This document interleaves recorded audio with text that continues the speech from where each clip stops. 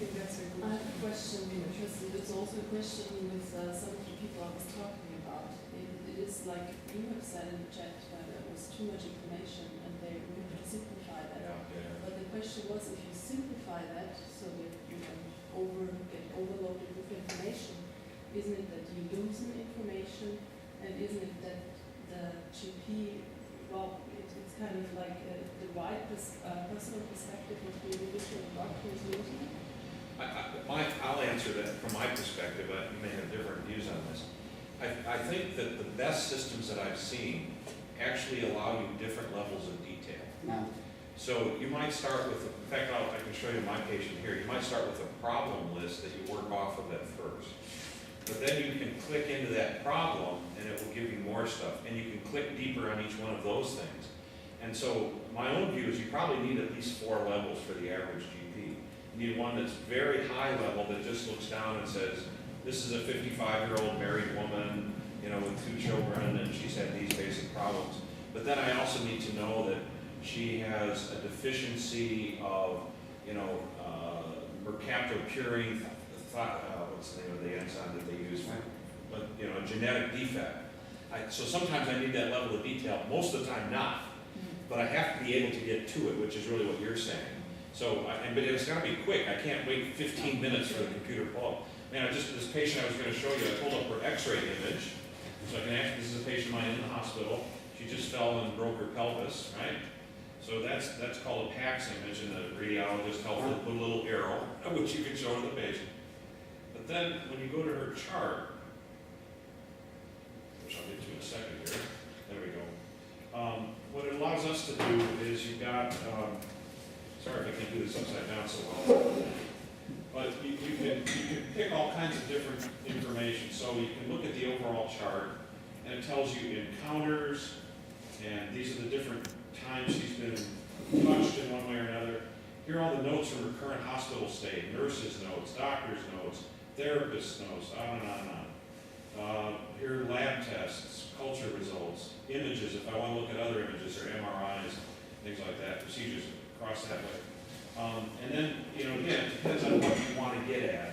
So what I can also see at a glance is these are the patients on our teaching service at our university hospital. They're being managed by our family medicine residents and our faculty doctor. 15 of them, one of them mine. I can also tell you who's in the emergency department right now, and if any of them are mine. And I can actually, if I want to call the emergency department, I can send them a little email saying, hey, you better know this happened last week, and it can be, and I can do this from, Is this real time? This is real time. This is right now. This is right now. Which is, it says 4:50 in the morning. Yeah.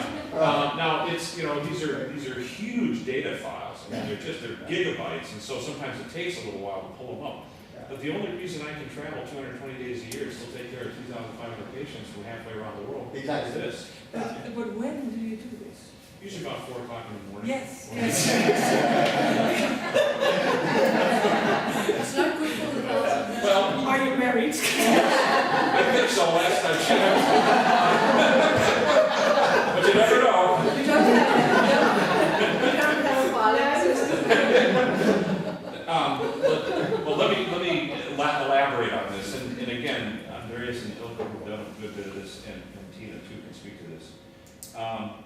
The reason I do this and put as much time into it, work as hard as I do, will actually go to my thesis tomorrow when I give my presentation. I believe that what we have to be focused on as GPs is the relationship we have with people. Now, these tools can be wonderful tools at helping you improve the relationship because they keep you connected. So with this lady, in about 3 hours, I'm going to call her. I call my patients in the hospital every single day. It takes me on average 3 minutes. I've actually clocked this. I'll go on with Skype. I put my webcam on. My resident goes into the room. He turns the computer on with the webcam. I say, oh, Betty, you're looking better today. Thank you, doctor, I am. And your x-ray looks better. I've got it right here. I actually had a case of pneumonia when I was in Uzbekistan last year. I admitted the lady on my way to the hospital, and then I dropped her off. I actually took her in from the clinic, and I went on to the airport to go to Uzbekistan. When I loaded everything up, I'm sent to the resident and the patient, because the resident was sitting next to her looking at the webcam. I said, the chest x-ray looks better today. And the resident who was sitting next to her said, really? I said, yeah, I can see it right here. So well, could you take the webcam off and shine it on the screen? I haven't had a chance to pull it out. But that's what the technology allows you to do. And I I'm would sort love of, to go with you 1 week. but why, I'll tell you why I'm doing this, because it's teaching me a lot about what the future's going to look like. Now imagine that these tools get so easy that it's eventually on your handheld, and it's getting there. This system, you actually there's a handheld version called EQuiP that it's a kind of a very everyday version. So I think that's where we're going, and I actually don't think it's going to make the workday longer for doctors, but it will allow you to access things when you want to access it. So if you're sitting at home at 10 o'clock at night, the kids are in bed, you got a glass of wine, and you've got your feet up. You might get 2 text messages from patients, or you might check a lab result. You don't mind doing that, because it's a very short period of time, not such a big deal. The book I recommend, very Yeah, great book. I haven't It heard also describes the future. But many people who are working with stress and stress disorders, and at least in Denmark, they recommend you to switch all this off when you're with your family, and especially at night, so that you can have your sleep and relax with and get your mind off things, because otherwise you will maybe get stressed. This is one thing I would like to say, and the other thing I would like to say is that I don't know how you feel, but I have some heart sync patients. Yes. Don't you have heart sync patients? We don't use that term in English, so I'm not sure what that would be. It is an English term. Really? It's a UK thing. Oh, UK? Well, when you get into the waiting room, then you. Oh, okay, you see them in your heart. We call those difficult patients. They don't even have to be difficult, They just have to be maybe a combination of functional disease, disease anxiety disorder sort of things, and then a very persistent personality, demanding and persistent personality. At least I had some of those patients, and if they were online with me constantly, my mind would be sour. Your points are very good, but I also think there's some ways to deal with this. So part of it is I use it as an educational opportunity. And it's not poison. No, but you also have to set boundaries with people. You say. So I'll give you one example. I've used this in a case study. I have this young man, he's maybe 40, and he's had multiple chronic pain complaints over the years. He'd been through about 10 years of doctors. My head hurts and my belly hurts and this and that. He had renal stones, he had renal colic, but nothing else much could be found, and a lot of it was attributed to sort of psychosomatic illness. This guy was sometimes sending me 6 to 10 emails every day. Okay? And part of what I did is I just had a separate file and I'd throw all of his emails over there. Sometimes I'd read them, sometimes I wouldn't, or I'd scan them very quickly. But I was very clear with him. I said, look, I'll collect these in a file. I'll at least glance at them, but don't expect a response from me every time, because I just can't do that. Long story short is, as we developed a relationship, as you first started coming, within about 12 months, I finally diagnosed hyperparathyroidism, and the emails stopped. So part of this, I think, is about, it's like any new tool, there are going to be parts of it that won't work very well at first until you figure out how to use it better. And my advice always is just keep yourself open to the patient. The patient will teach you as much as you teach them. Well, I agree on that, and I try to do it, but I really recognize that those people, among my patients, that every second month feel that they have a new medical catastrophe lowering on them. You probably know these patients. Medical evidence says that these patients are poorer off concerning life quality than people who are actually ill. It's much better to have diabetes or severe asthma or whatever than to constantly be afraid of something. But anyway, they're also troublesome. Very much. Yeah. But see, there's a whole literature around how to manage those patients that have nothing to do with electronic health records. I mean, patients like that, you may have them come in every single week to see you. Now, they may see the nurse one week and you the next, and the psychologist the next. But their strategies. I was just thinking of this, yeah. It takes it to another level. Yeah, so it's so very accessible. You are very accessible. Trying to be. But it creates a demand also. Well, again, I'll tell you, I don't need to use anecdotes here, but, so the year I was president of the American Academy of Family Physicians, I traveled over 300 days that year. And every 3 months we would get reports from health plans on how well you were doing, you know, your percent of prescriptions that were generic, the pill splitting that your patients did, their hemoglobin A1C levels, whatever.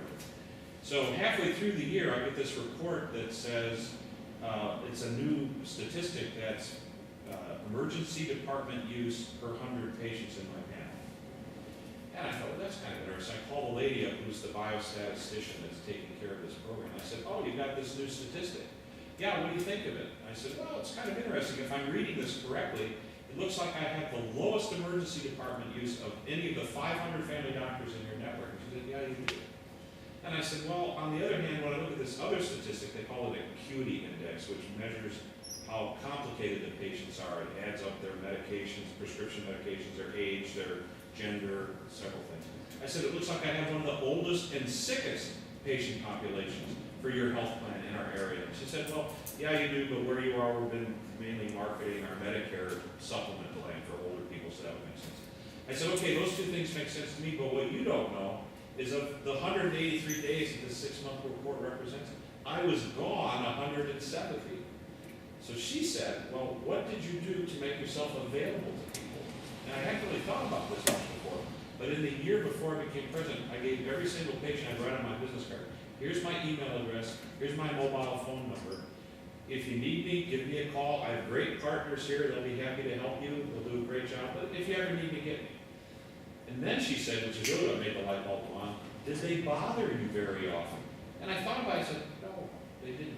This is one of the paradoxes of healthcare and primary care. When you go to open or advanced access scheduling, you worry that everybody's going to show up on Monday morning and Friday afternoon, and they don't. When you make yourself more available to your patients, you worry that they're going to kill you, and they don't. It's actually the opposite. It's when you use ROTA systems, it's when you use nurse call-in lines that the utilization goes way up. Why? Because they can't get to the person that they know and they trust.